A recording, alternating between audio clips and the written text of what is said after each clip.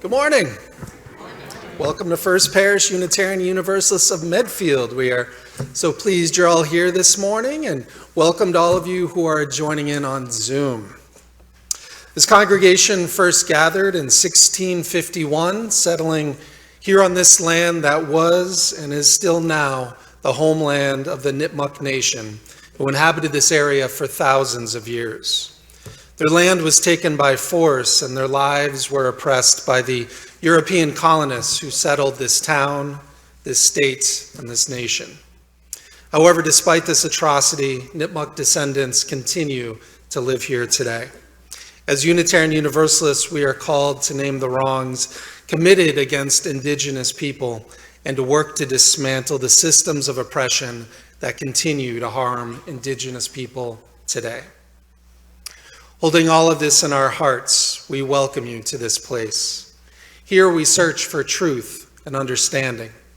Here we celebrate life and we contemplate its mysteries. Here we share healing and wholeness. So whoever you are, wherever you're from, whatever you believe, whomever you love, we welcome you to this congregation. Friends, there is nothing you need to bring with you to be welcome here.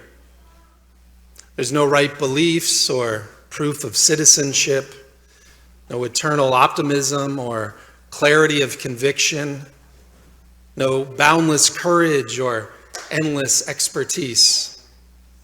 You do not need to know what brought you here or how you will solve that problem you are turning over and over and over in your mind. Your bills do not need to be paid, and your checkbook can be a mess. Your children may have been up half the night. Your hearing aids may not be working, and your knees may be creaking. You do not need to be already perfect or even halfway perfect to belong here in this circle, where grace meets us where we are, but doesn't leave us as it found us, where love resides in each one of us, yet is somehow more than all, where life still pulses and rages and heals and transforms, creating us in this day anew once again. Friends, no matter what you may have come here with, I invite you to take a moment to set it down, just for a little while. Let us be here fully to embrace this time of peace, of calm, and of connection. Friends, let us worship together.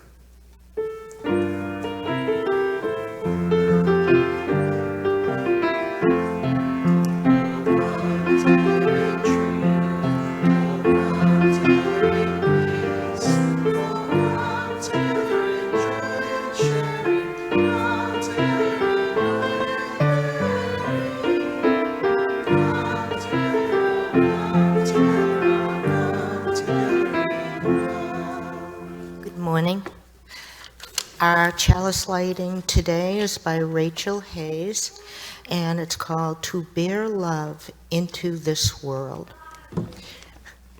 We light the chalice this morning with our hearts and turn to the work of this congregation. We have inherited this institution from many generations of people who believed in the power of human beings to bear love into the world.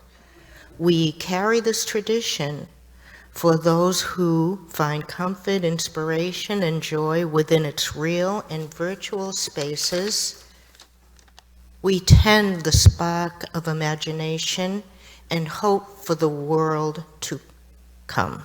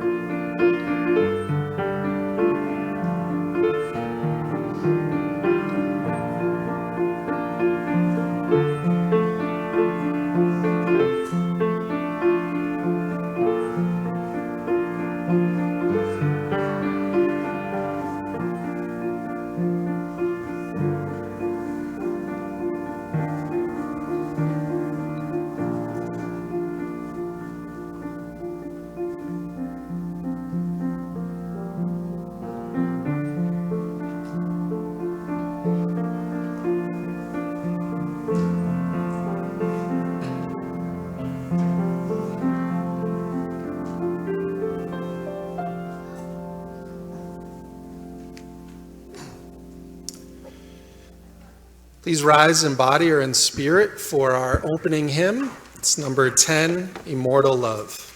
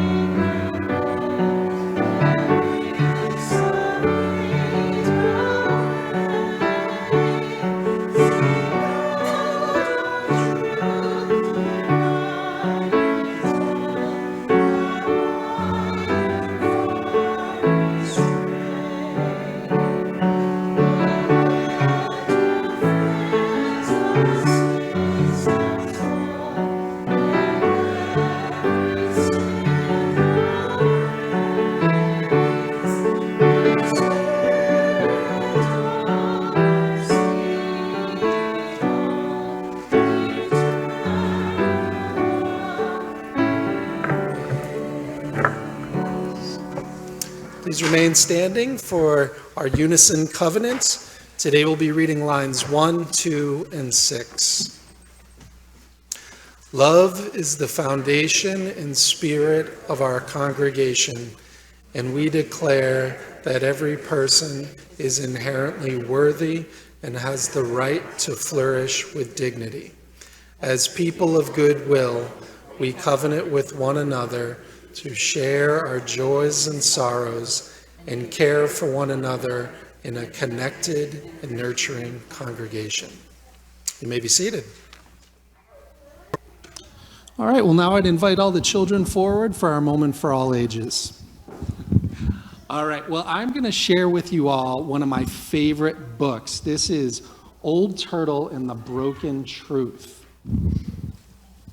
Once in a beautiful faraway land that was somehow not too far away. A land where every stone was a teacher and every breeze a language. Where every lake was a mirror and every tree a ladder to the stars.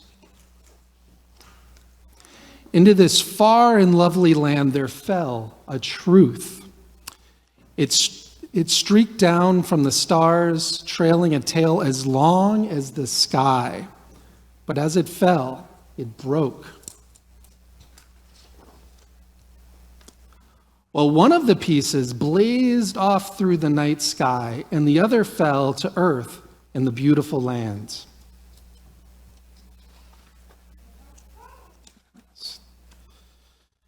Then a human being found it.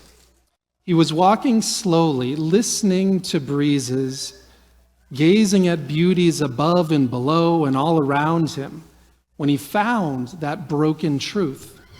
On it was writing, and the writing said, "You are loved." The man held it very carefully, thinking it was the loveliest thing he had ever seen. He tucked the broken truth into a safe place and kept it.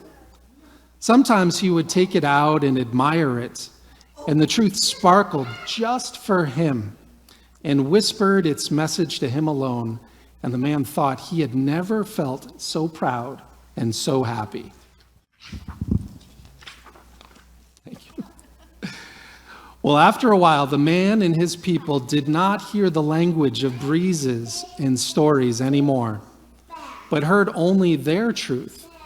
They did not see the mirrored beauty in the lakes or the ladders to the stars, but only saw their sparkling truth and for them, it was enough. And they called it the truth. Well, the truth made the people feel good and proud and strong, but soon they also began to feel fear and even anger toward those who were not like themselves and did not share their truth. The other beings and the other people of the lovely land seemed less and less important, and the language of the breezes was hardly ever heard anymore. Well, time passed, and other people said, "We must give this great truth for ourselves, for with it comes happiness and power." Many battles were fought, and the broken truth was won and lost over and over again. But such was its power and beauty that no one ever doubted it. And when they were without it, they felt a great emptiness where their truth had been. The stones and the trees suffered, the breezes and waters suffered, and the animals and the earth, and most of all, the people suffered. Until one day, a little girl came to find Old Turtle.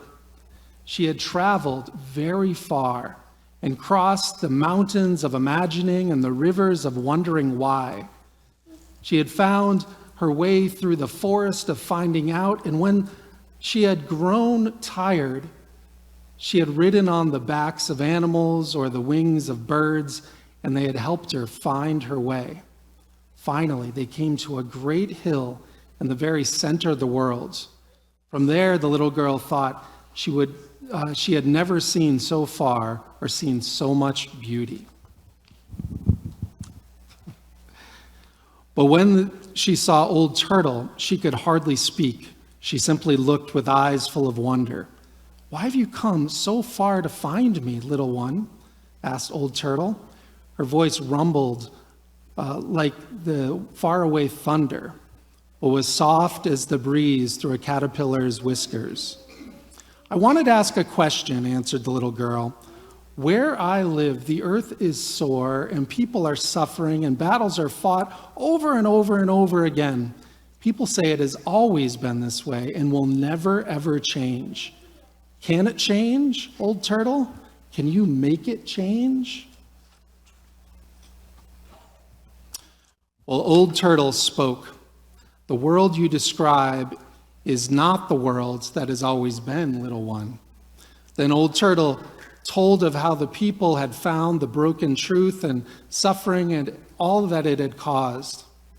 "It is because it is so close to a great while, truth that has been such beauty, and that the people love it so," said Old Turtle.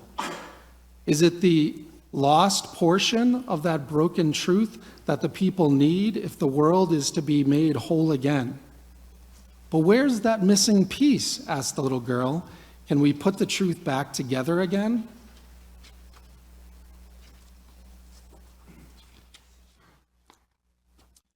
Well, finally, the little girl asked one more question. "Old Turtle, how will the people learn all of this?" "By seeking out those small and simple truths all around them," said Old Turtle. "By listening once more to the language of breezes.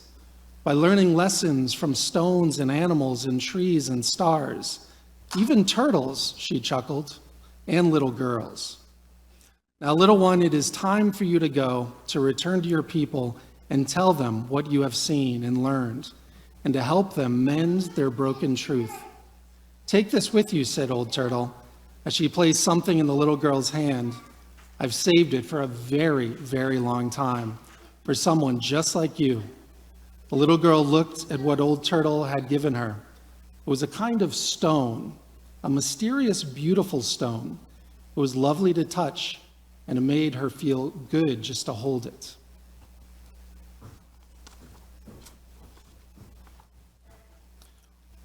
Finally, seeing all that had happened, Crow flew to the high place in the village where the great truth was kept, in a place where all could see it. He cawed and cawed in his loudest voice, and suddenly the little girl knew what to do. She climbed to the high place all by herself. She took Old Turtle's stone from her pocket and carefully added the missing piece to the old broken one. The fit was perfect. It said, "You are loved, and so are they." The people looked, and they looked, and they looked. Some frowned, some smiled, some even laughed, and some cried, and they began to understand. Time passed, and upon the beautiful land, the trees climbed like ladders to the stars. The water shone like mirrors, and the people saw their beauty. A breeze stirred, and they heard its music. Tiny truths fell by day and night, gentle as the rain and snow, and the people found them and kept them in their hearts. And slowly, as the people met other people different from themselves, they began to see themselves. And far away on a hill, in the very center of the world, Old Turtle smiled.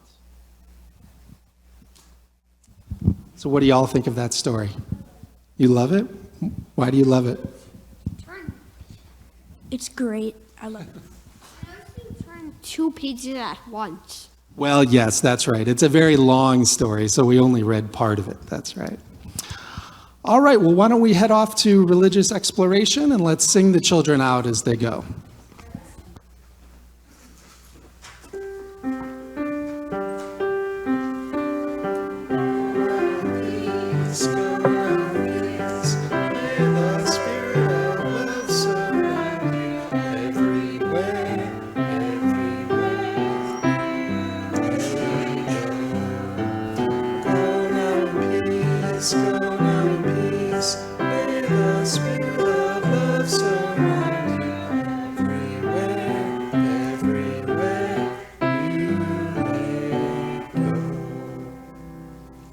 Please join me now in a spirit of prayer and meditation. Oh, Spirit of life, Spirit of love, let us find peace within so that we may be calm throughout. Let us find silence within so that we may find compassion throughout. Let us be reminded that some things are worth waiting for. Let us be reminded that the journey is more important than reaching the destination. Let us see that the non-doing is as much part of life as the doing. Let us be reminded that it is in these moments of holding on that we can find quiet and renewal. It is within these times of inaction that we can find rest. It is in these times of emptiness that we can become full. Let's hold all of this in our hearts as we enter into a time of silent meditation.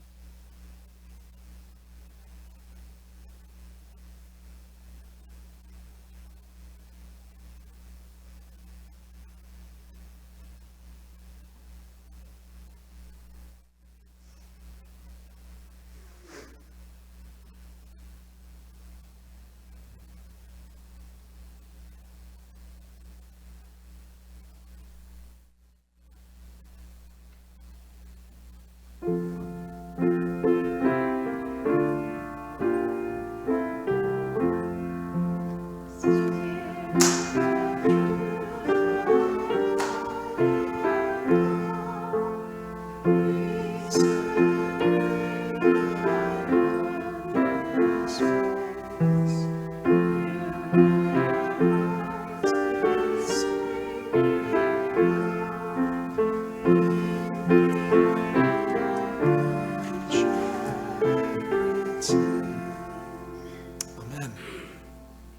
Now I'd invite forward Louise Rachin for the morning's reading.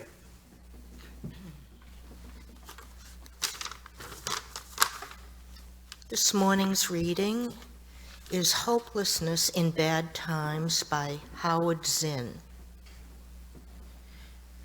To be hopeful in bad times is not just foolishly romantic.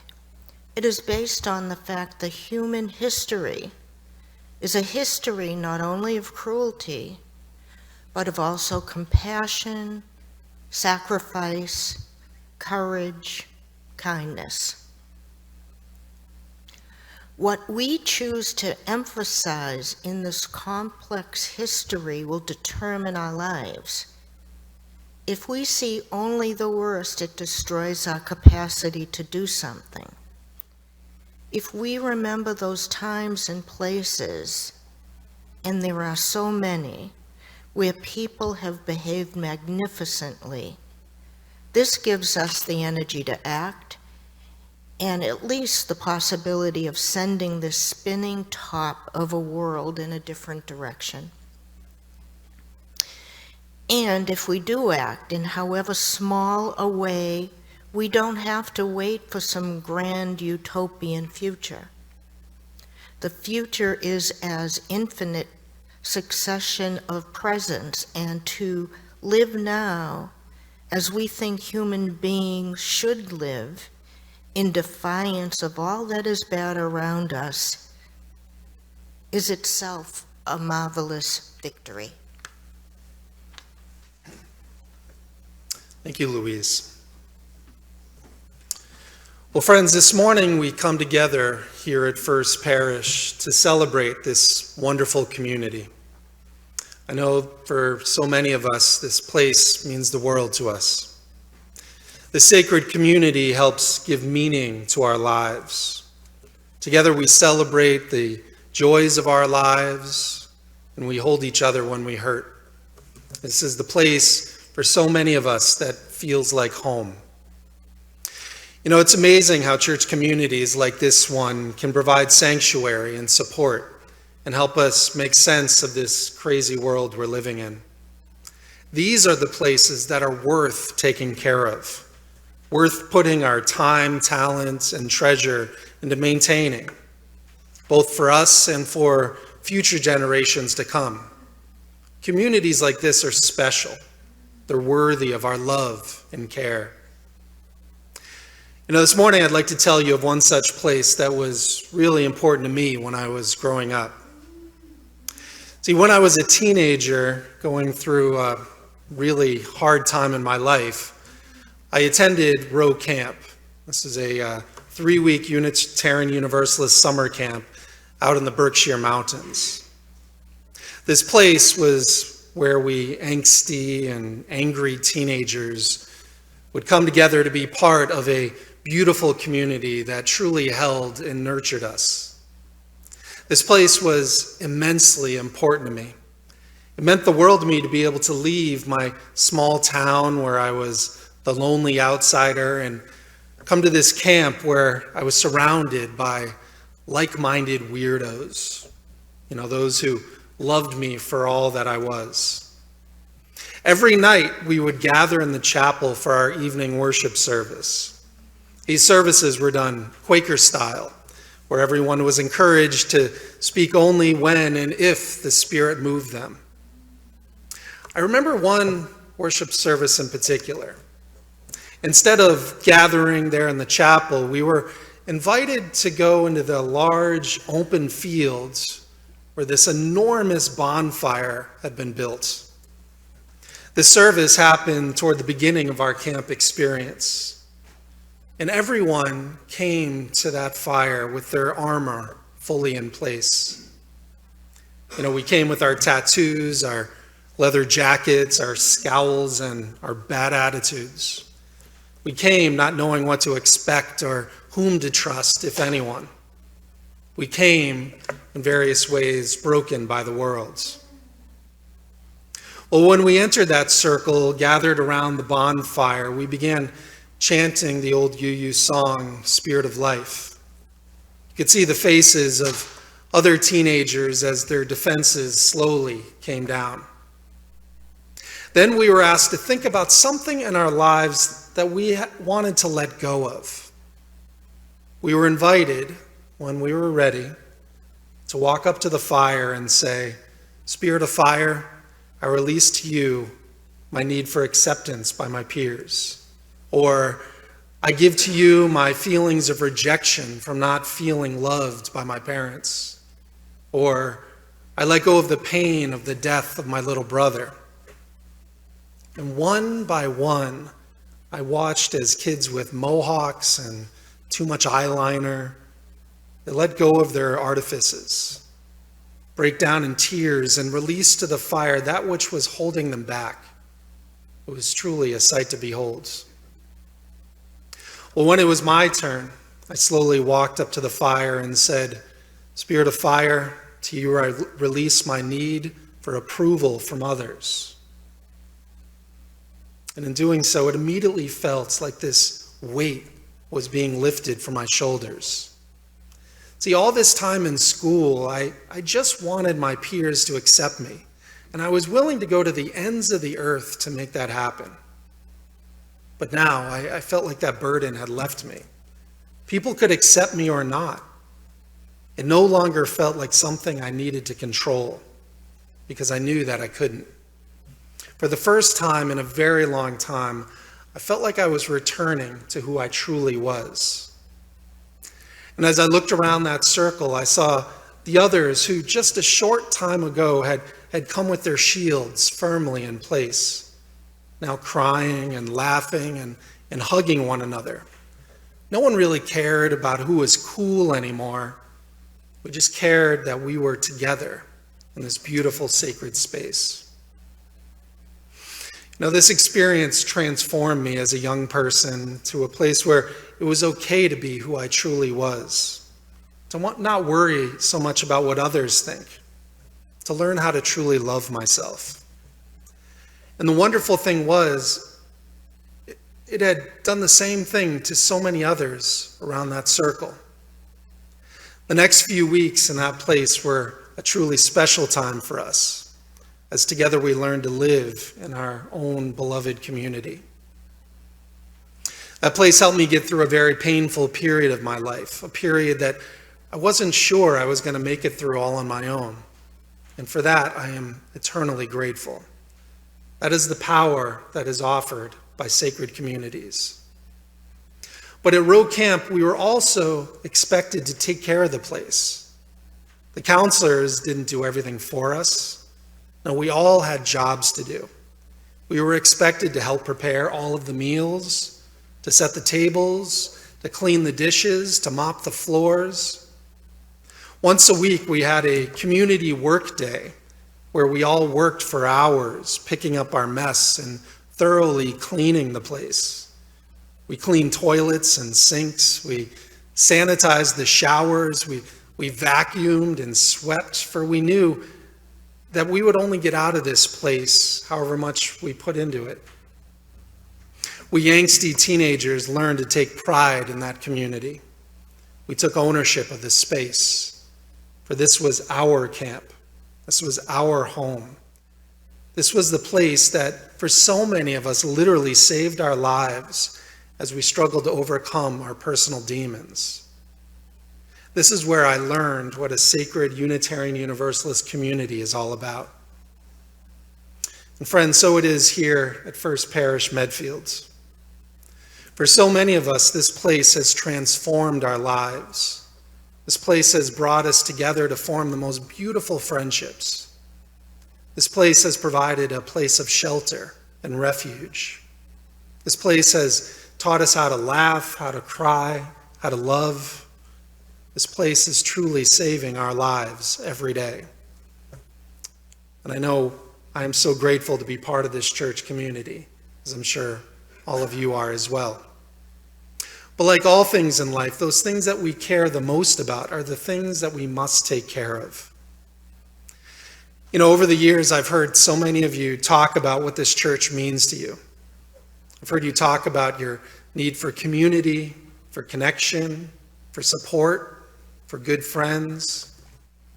Some of you have talked about the spiritual growth that you have experienced by being part of this congregation and the help you've received as you move through your life. Some of you have talked about your children and how important it is that their lives be shaped by what they experience here. Some of you have said that you need to be in a place that doesn't pretend to have all the answers, where you are free to find the meanings in life that seem right for you, where you are able to be in relationship with those who might challenge you in some way. You know, some of you have said that this church has given you the opportunity to give of yourself in ways that you never thought possible. And some of you even implied that your lives had been changed, had been transformed by being part of this religious community.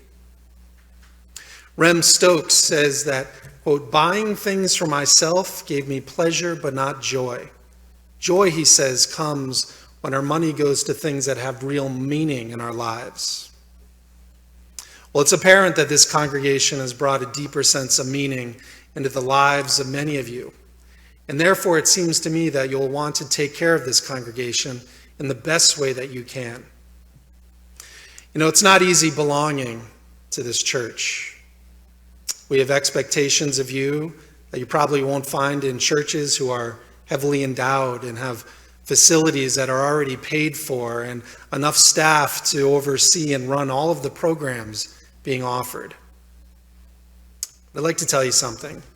There's a movement of spirit here in this church that you don't find in so many of those churches who are heavily endowed, who don't have high expectations of those who come and participate. We do have high expectations of one another here. But you are generous people, and therefore you have demonstrated your willingness to share what you can of your time, of your talents, and your treasure. You know, one of our most respected UU ministers, the Reverend Gordon McKeenan, reminds us that we cannot save our lives. We can, however, spend them for some things that will outlast us. This is what we're doing here. We're spending our lives on something that will outlast us. You know, it's something good we've created here. It's something that we've created together. So let us all help to take care of this place. So may it be. Amen.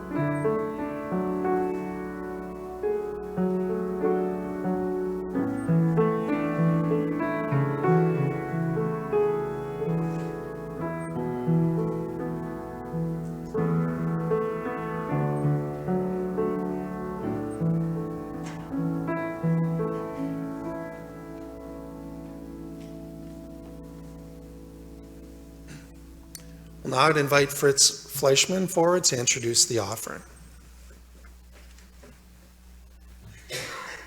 Good morning, friends. As you know from the order of service, today's offering will be split between this congregation and Dignity Matters. As you also know, I'm hardly ever short of words, but this week has left me speechless. So I will only echo Rev Dave and say, this is one place that will always be there for you. So let's do the best we can to support it.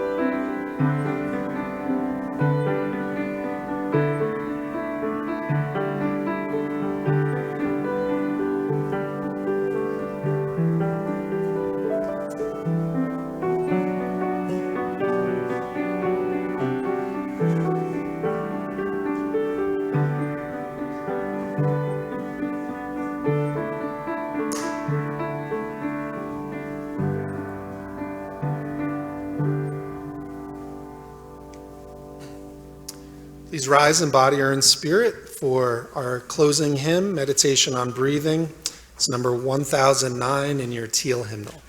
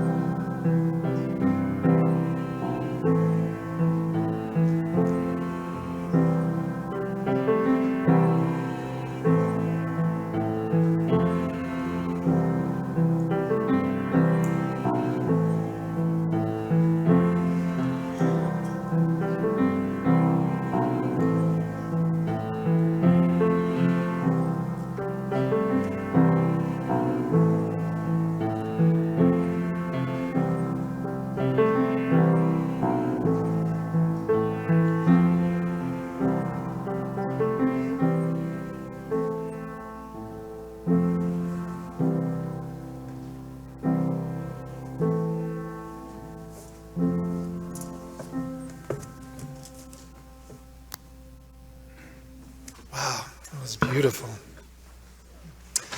Well, friends, as we prepare to leave this sacred space, we know that we are supported here by this community.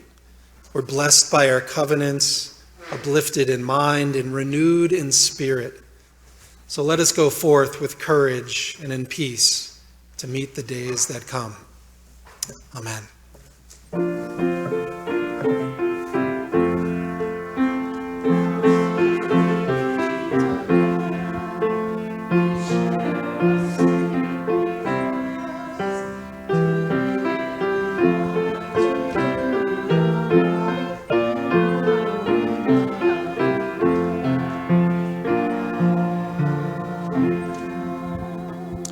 We'll now extinguish our chalice.